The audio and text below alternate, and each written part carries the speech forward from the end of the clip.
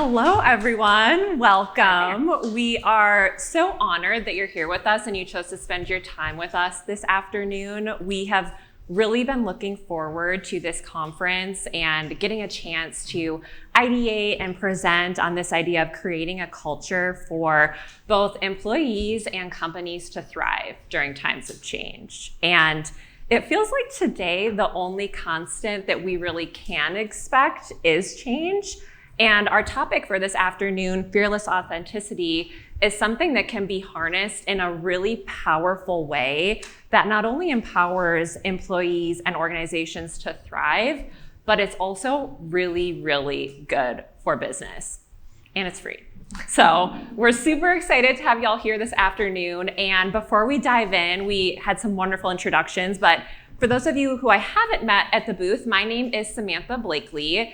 I, as mentioned, am the Vice President of Business Development for Leaderology, and I am incredibly passionate about creating exceptional workplaces, and I truly believe that one of the best ways that we can do that is by taking care of and investing in our leaders. And so like I said, I'm really excited to be at this conference and also excited to be co-presenting with one of my favorite people, Talia. No pressure, Sam. It's so nice to be here with you all today. My name is Talia Gerson, and I geek out on everything regarding leadership and leadership development. So if you see me getting a little too excited, feel free to tell me to tap it down. But I'm thrilled to be here with you today to really talk about how we can tap into this underutilized superpower that we all have. So without giving away too much, I'll pass it back to Sam. Thank you. Okay, so we're gonna start off, we just got back from lunch, so we're gonna start off with a little interactivity this afternoon. So has anyone played the game Connections by the New York Times? Yes, okay. Yes, I'm so addicted to it. Yeah. It was my next obsession after Wordle, but for those of you who haven't played it, it's a word game. The New York Times gives you a list of words and you have to identify which words have a common thread or a commonality. And so we have created our own From Day One LA version of Connections, and I'm gonna start by simply asking you, what do these three leaders have in common? And we do have swag that we'll be passing out, so don't be shy. So right there, success. Yes, absolutely. We'll talk about that quite a bit. Who else? Right here. Yeah. Their energy, you said? Yeah. Absolutely. Their energy is hugely critical for them too. I heard passion also from somewhere. Passion back there. Yeah, absolutely. A huge piece of it. Let's take one more. They're rich. Yes. That too. So those are all correct. Those are all absolutely true answers. But what's at the foundation of all of these things, what is allowing them to be all of these things, is actually their authenticity and the way that they create space for others to join in on that authenticity with them. And so we'll use the word authenticity a lot today, but it has a couple of different meanings. So it can mean not fake or not imitation. It can mean real or actual. But the way that we talk about it, and actually the way that Merriam-Webster defines it, is being true to one's own personality, spirit, or character. And in fact, authenticity was the word of the year in 2023 for Merriam-Webster, but it's actually just as relevant as it was. It's just as relevant today as it was in 2023, because it's something that people are writing about, they're talking about, they're aspiring to, and quite frankly, they're judging even more now than they ever have been. And that's especially relevant this year. So this is a year when we have 64 countries that are going through elections.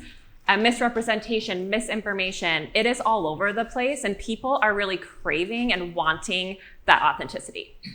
And so you might ask me, well, how do you know that people are wanting this? Well, if we go back to the three leaders that we were talking about before, we aren't just talking about them because their stories are inspiring or because they're successful or rich. We're talking about them because it's their embodiment of authenticity and their ability to create space for others to be part of that authenticity with them that's truly driving their success and ultimately supporting their careers. And so we'll start with Taylor Swift.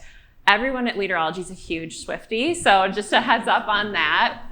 But Taylor has had to reinvent herself numerous times over the course of her career. She was known as America's sweetheart. She at one point was branded as a liar and as a snake. But even in the course of that, she never strayed from who she was, from the things she talked about in her songs that resonate with so many people, to even endorsing candidates like Vice President Kamala Harris and talking about the causes she's really excited about. And you may or may not think she's the best singer. We at Leaderology believe she is one of the best singers. But it's very clear that fearless authenticity is a huge superpower for her, and it's something that resonates deeply with her fan base. And you can see that when you look at some of the stats. These are just her stats from the Eras Tour, not even from her entire career.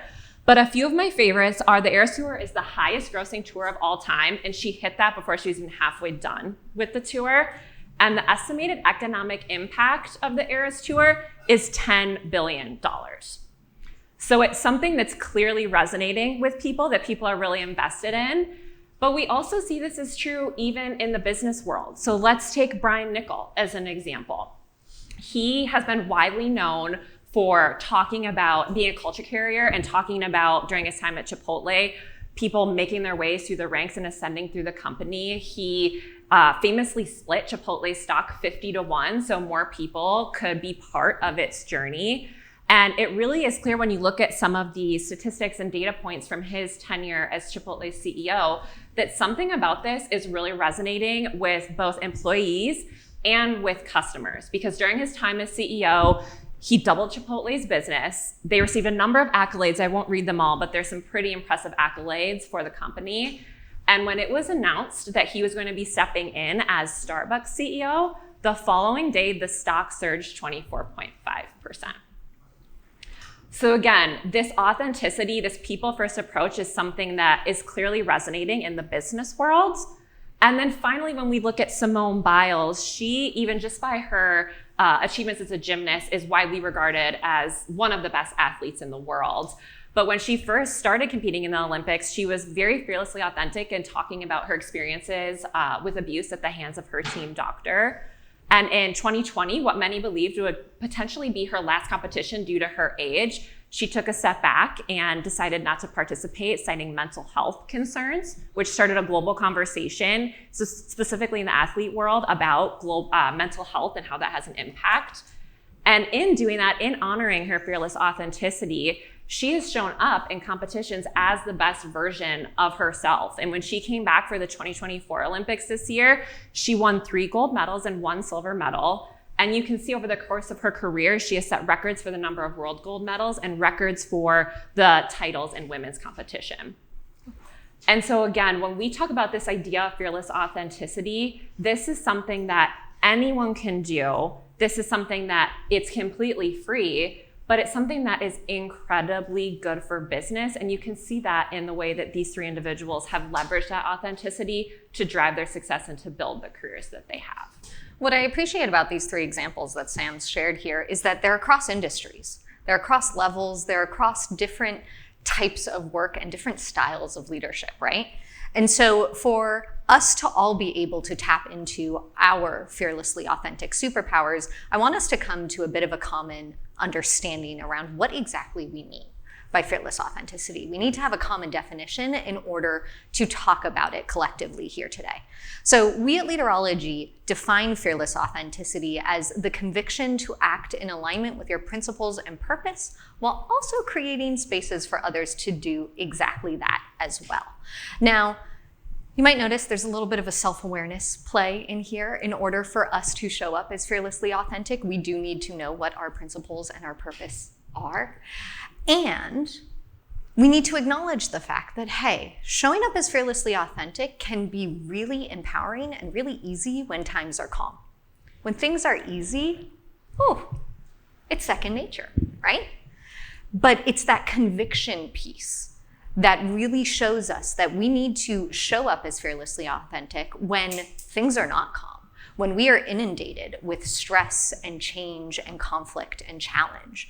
We're in LA. I'm an LA native, so I like to bring in the idea of the tall, skinny palm trees that we have in this city, right? Iconic image, we have to. Growing up in LA, I used to look at these trees sway in our strong Santa Ana winds and wonder to myself, how the heck are they not snapping in half and falling down? I do not understand. They used to terrify me. Might tell you a lot more about me as a kid than you probably need to know right now. But the reason that they're able to stand tall and stay strong and sway in those Santa Ana winds is because of their really strong and deep roots systems. We can even look at the horrible devastation caused by Hurricane Helene recently. I don't know how many of you have seen photos of that. It is devastating. And yet it's also somewhat incredible to see how many of those trees are still standing strong despite the sheer amount of destruction that the hurricane caused. This is what our fearless authenticity does for us. Our fearless authenticity acts as our deep root systems so that we can stand strong, we can sway and remain agile and flexible despite whatever winds, despite whatever storms our environments might throw our way. So let's take a look at some examples of organizations that really embody this idea of the conviction to stand by your principles and your purpose. So firstly, as you can see, we have Ben & Jerry's. They're not just up there because I love ice cream, though I do. Let's be honest, if anyone wants to grab some afterwards, you know who to come to. Ben & Jerry's is really ultimately known for, of course, their incredible ice cream, but also their interesting ice cream flavor names. And they have a couple of campaigns that really tap into both social and environmental activism. Now, Sam already mentioned this is a really liminal year for elections globally, and so we'll focus on the social activism today. Ben & Jerry's has two campaigns that I tend to appreciate. Firstly is their Turn Out the Vote campaign, very relevant for this year. Their Turn Out the Vote campaign encourages young and minority voters to go out and exercise their civic duty to vote in elections, both federal, state, city, whatever it may be. And on top of that, they have my favorite campaign name ever, Make Some Mother Chunkin' Change. Makes me chuckle every single time. The Make Some Mother Chunkin' Change campaign partners with social activists and artists to really promote social justice and social justice causes, both on the local and the national level. Now, you might be thinking, okay, that's nice, cute names. What's the point here? Well, the point is that by having campaigns that are founded in their fearlessly authentic principles and values, what they have done is they've really built an incredibly unique brand for themselves. And this brand not only attracts engagement with younger audiences, but it also attracts top talent, it attracts investors, and it allows them to charge premium prices for their product. So, good business decision, right? Next up, we have JP Morgan. Show of hands, how many of you were expecting JP Morgan to show up on a list of fearlessly authentic organizations? Yeah, no, I didn't think so. Not shocked. Typically known as the buttoned-up financial services firm, JP Morgan, sneakily somehow, also really stands by the principles and values of their leaders, notably so through their Second Chance agenda. Has anyone heard of the Second Chance agenda? Well, we have some head nods.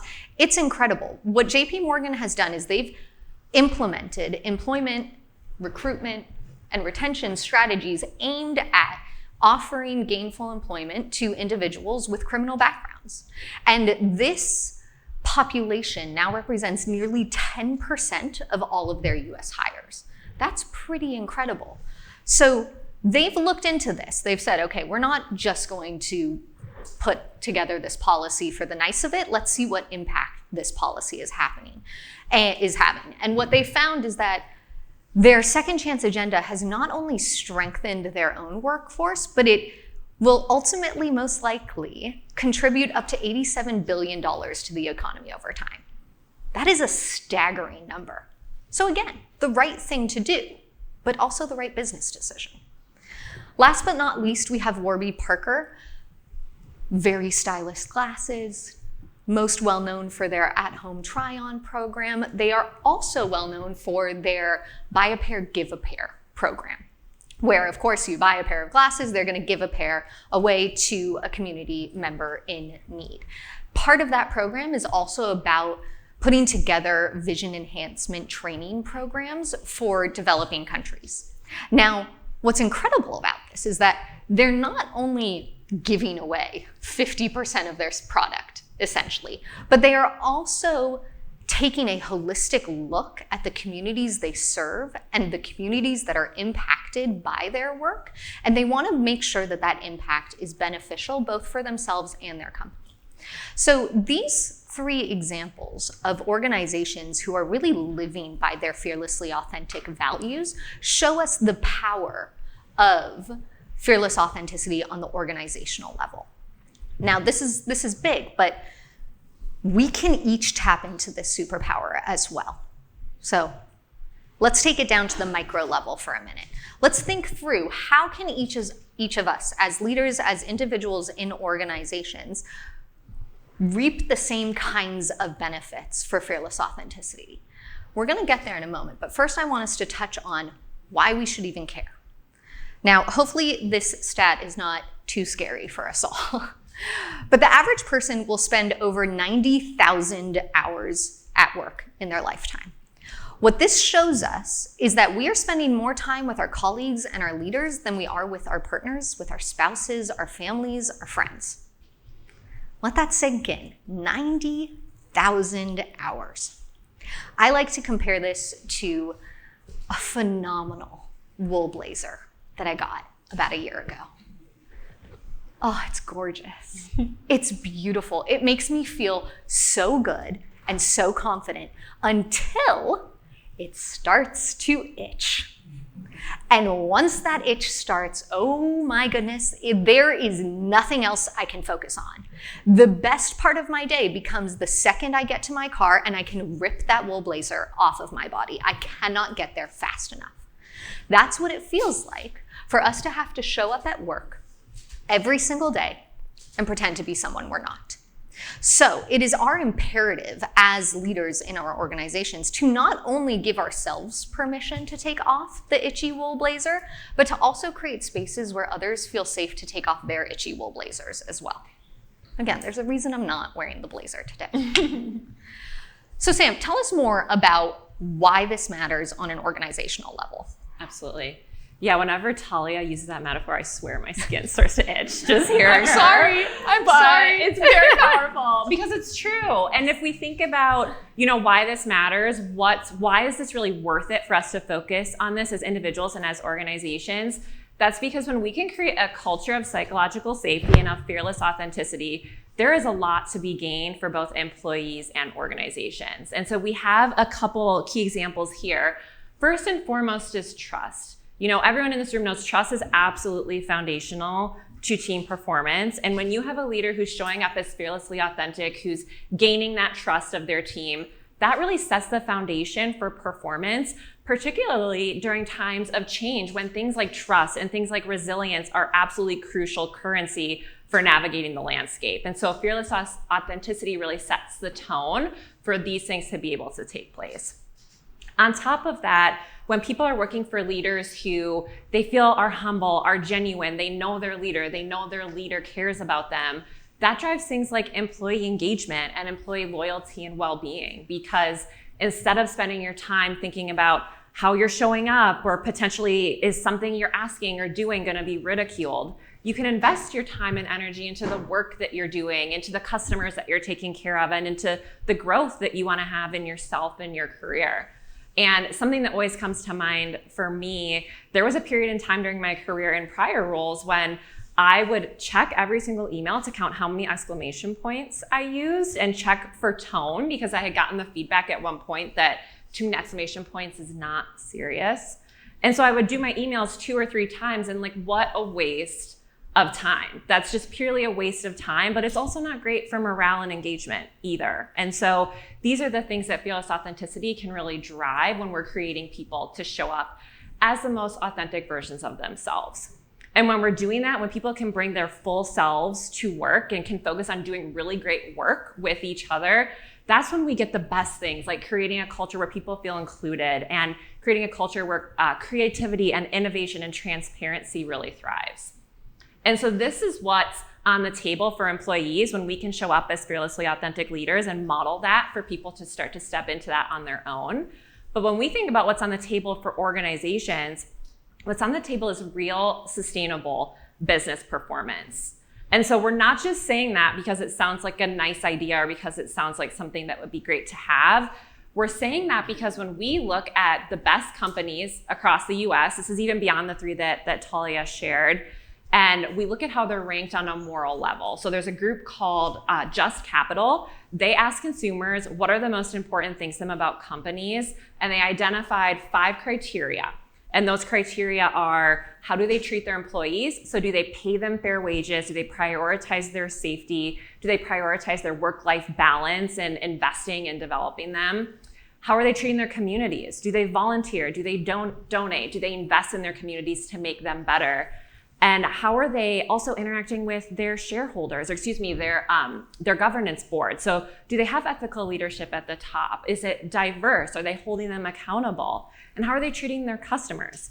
Do they protect their data? Do they treat them ethically? Do they communicate with them in a transparent way? And finally, how are they treating the environment? So are they prioritizing sustainability, and are they prioritizing not polluting and taking care of the environment? So those are the 5 criteria. And the Just Capital Group ranks the largest companies in the US across these 5 criteria and has been studying their performance in the stock market since 2018. And you can see with that purple line, when we look at the top 10% of those companies as judged by those rankings on the Just Company criteria, they have grown their stock 131% in the last 6 years, compared to just 47% with the companies in the bottom 10%. And so this is really what we mean when we say fearless authenticity is good for business. It's not just something that's nice to have. It is something that absolutely drives the business forward and drives the business towards growth.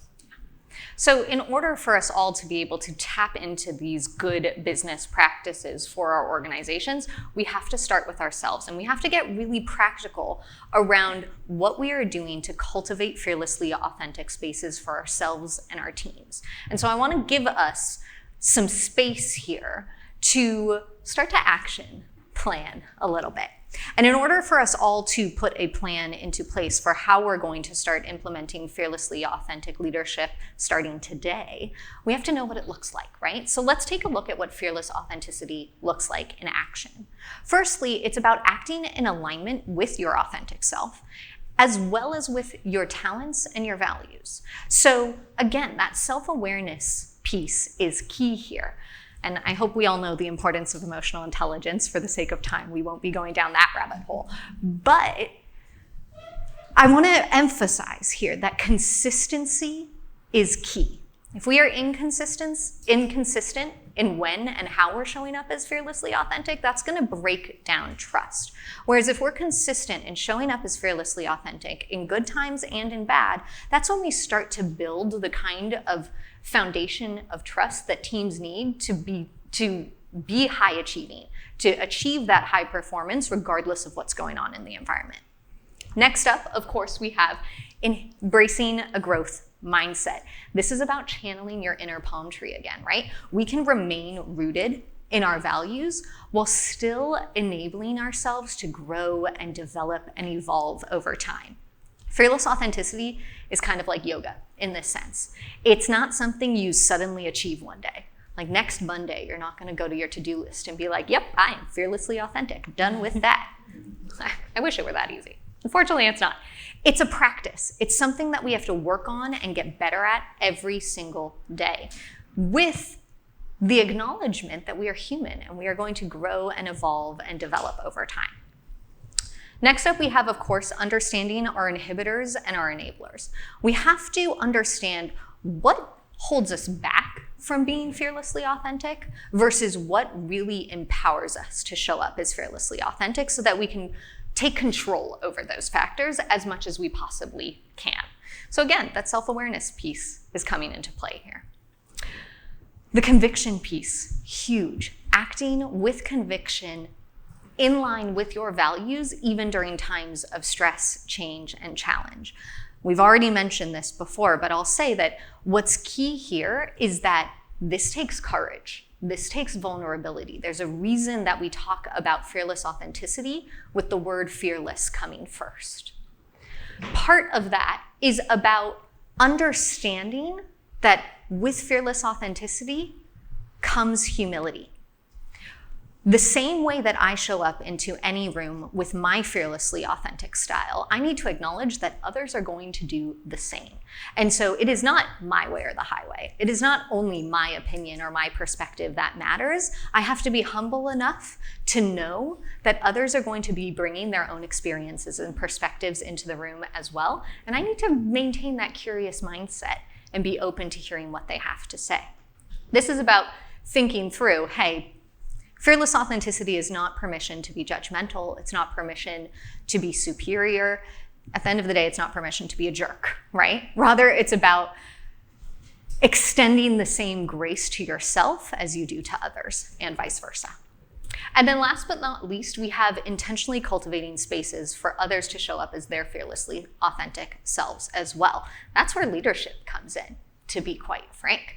And this doesn't happen by accident, right? That intentionality piece is so important because it is not necessarily the easiest thing to do when things are changing, when you have deadlines looming, when you've got a million different things to do. But it is that conviction that maintains our consistency and our dedication to showing up as fearlessly authentic. And so we'll talk a little bit more about that. But before we do, I want us to take a chance now to take control of our fearless authenticity a little bit and start to think through number 3, inhibitors and enablers. So you all have notebooks in front of you, next to you, in your lap already.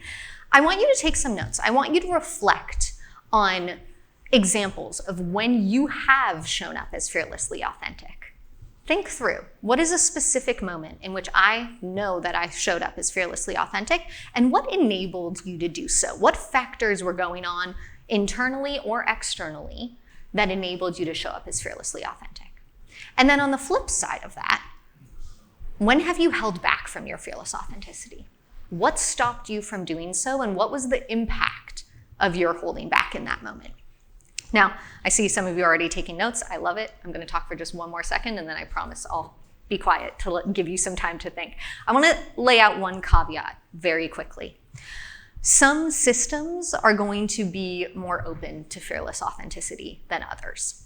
And so my call to action there is to really focus on your enablers and your locus of control. Look at your environment, whatever environment that may be. Think about, what can I control here? And how can I show up as fearlessly authentic, even if it's with just one other person? Because that has a ripple effect. So I'll give you maybe 30 more seconds so that you can take some notes, think through your examples, and then I think we have one hat left.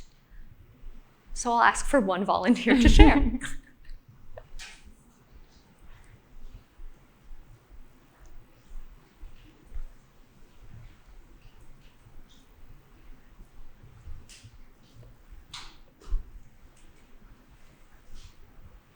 All right.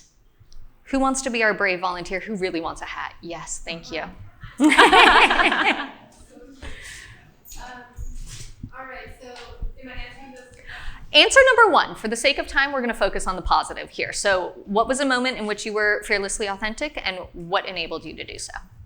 Yeah, so just what it kind of helps me start with what enabled me when my superior, my boss, and leadership team respected and valued what I had to say, liked my ideas, would ask questions, help my ideas grow and get better. So that was, in a leadership setting, I was responsible for creating leadership meetings and agendas and coming up with ways that we can connect. Wonderful. Yeah. I mean, again, ties back to leadership. It's almost like I planted you in the audience. Thank you. I think that it got dampened when members of that leadership team started to say, we don't have time for this. Mm-hmm. And so it felt like the lamp was on and then my light was shining and we were all shining together, and then all of a sudden he put Yeah. the candle off, right? He Now, having no idea who this person is, I highly doubt he did that with the intention to be like, ooh, I can't wait to make her feel like I'm shutting her light off. He was doing it because he had a time limit and he was feeling under pressure, right? But look at the impact that that comment had. That's the first example you thought of when asked this question. That is incredible. So thank you for sharing that example. I know that took some fearlessness in and of itself. That highlights for us why it's so important for us to not only encourage ourselves to be more fearlessly authentic, but to do the same for the people that we're working with as well. Now, unfortunately, due to time constraints on us today, we can't do a deep dive into that, but we have created a tool for you all to really dig deeper into how you can utilize fearless authenticity to help yourself, your teams, and your organizations thrive. So feel free, give that a quick scan. You can download it. And then I have one more reflection piece. We won't ask for any volunteers because we're out of hats.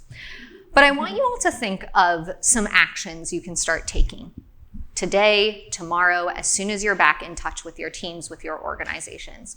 What are 1 to 2 things you can do to help yourself step into your fearless authenticity, as well as help those you're working with step into theirs as well? So we're not going to pause too long here, but this is about commitment. This is about tapping into the conviction piece that I keep coming back to, because again, fearless authenticity does not happen by accident. It requires intentionality, it requires dedication and persistence. So that commitment is so important. Thank you, Talia. So the great news is by taking these commitments away with you today and taking them back to your teams and as part of your leadership approach, you're taking the first steps, not only showing up as a more fearlessly authentic leader yourself, but also towards creating a fearlessly authentic organization. And so we know that when leaders show up as fearlessly authentic and they create that space for others to do the same, that's what's really driving these 4 pillars of a fearlessly authentic organization. And so we know those are those organizations, you've heard us talk about this a lot today, that are creating psychological safety for their employees. They're creating that humanized workplace culture where people's lights don't get dimmed when they show up to work. And they're building a stronger community of effort for the people and the groups that they're serving, which is ultimately driving positive industry change. And so when we start creating fearlessly authentic organizations and we start thinking about who do we want to be fearlessly authentic with and for, and what's the impacts that we want to have, that's really how we start changing industries and ultimately really how we start changing the world. And so of course you want to measure what you want to achieve. And so when we think about how do we normalize fearless authenticity, how do we recognize it and celebrate it? In order to support our community of effort, what we have created at Leaderology is the Fearlessly Authentic Leadership Awards. And so these are awards that recognize both leaders and organizations who are demonstrating fearless authenticity every single day, particularly in the for-profit space, because we love the incredible work that nonprofits are doing, but what we're really trying to do here is recognize this in the for-profit space where perhaps this isn't being celebrated as much as it should be.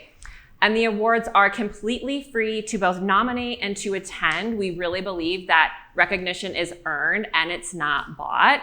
And so we know that there are fearlessly authentic leaders in the room with us today. You would not be at this conference if this isn't something that inspires you and that lights you up. And so one of our additional call to actions today is we'd encourage you to think about whether it's yourself or someone you work with or someone you work in partnership with or your organization. Consider nominating them for these awards, because what we really want to do is recognize fearless authenticity where it's taking place excellently today. And the awards are open for nomination right now. So we'd love to have you come next year in May of 2025.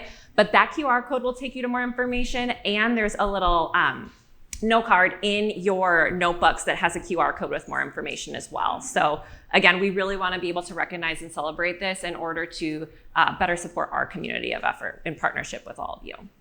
So with that, we will again reiterate our gratitude for your time and attention this afternoon, and we'll open it up for any questions that you have. Go for it. Yes. So this is HR kind of centered. Obviously, you want to be your authentic self, and sometimes there's a line where you don't necessarily want to be too authentic.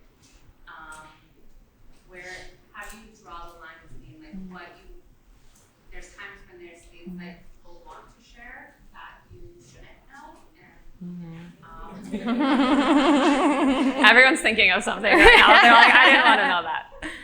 So where do you, like, I'm always open to creating that space for my employees, but it does get difficult sometimes when that becomes their excuse for their productivity, but it can't be, and we have to kind of shift gears a little bit there. Do you have any advice or tips for that?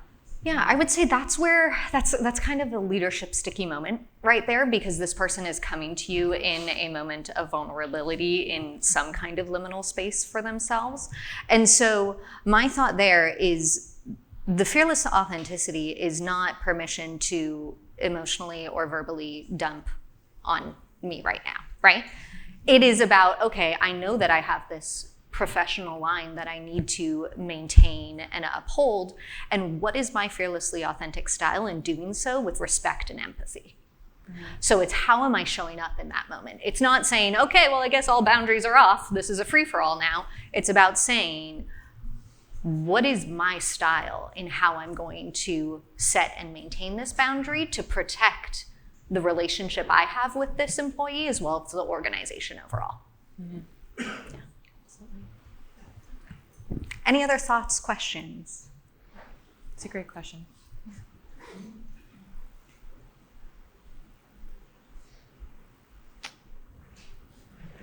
Wow, we did a really good job. We did so well. Thank you all, guys. Thank you.